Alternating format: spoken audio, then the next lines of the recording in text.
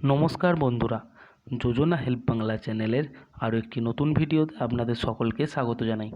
অস্থায়ী ও চুক্তিভিত্তিক কর্মীদের জন্য রয়েছে সুখবর। ফের অস্থায়ী ও চুক্তিভিত্তিক কর্মীদের বেতন বৃদ্ধির বিজ্ঞপ্তি। এই মর্মে নয়া বিজ্ঞপ্তি জারি করলো অর্থ দপ্তর। তো কাদের ক্ষেত্রে বেতন বৃদ্ধি হচ্ছে বা কতটা পরিমাণে বেতন বৃদ্ধি হচ্ছে, কোন দপ্তরের ক্ষেত্রে বেতন বৃদ্ধি হচ্ছে, বর্ধিত বেতনের সুবিধা কবে থেকে পাবেন, এই সংক্রান্ত বিস্তারিত জেনে নিন আজকের এই ভিডিও থেকে। তাই ভিডিওটি স্কিপ না করে প্রথম থেকে শেষ পর্যন্ত দেখুন। আর চ্যানেল নতুন হলে অবশ্যই চ্যানেলটি সাবস্ক্রাইব করে নেবেন।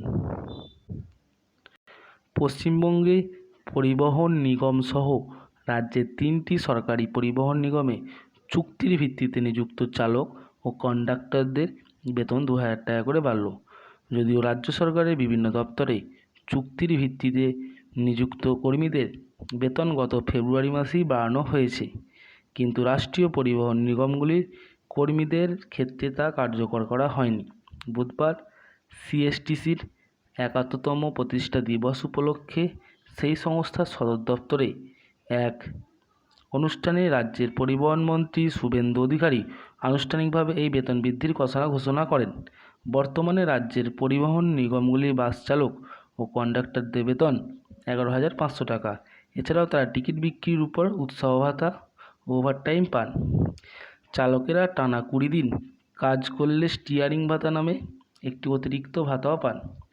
এই বৃদ্ধির ফলে তাদের বেতন এখন 13,500 টাকা হবে।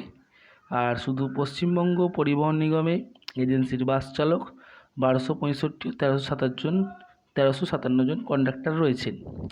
পরিবহন নিগম কর্তাদের মতে এখানে সরাসরি চুক্তিভিত্তিতে নিযুক্ত কর্মীর সংখ্যা কম। মূলত এজেন্সির চালক ও কন্ডাক্টরদের দিয়ে চুক্তির ভিত্তিতে সরকারি বাস চালানো হচ্ছে।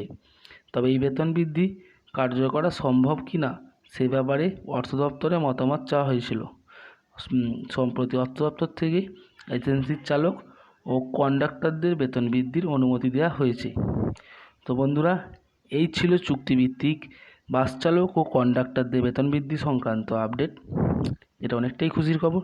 তো ভিডিওটা ভালো লাগলে অবশ্যই চ্যানেলটি সাবস্ক্রাইব করবেন এবং পাশে থাকবেন। ধন্যবাদ।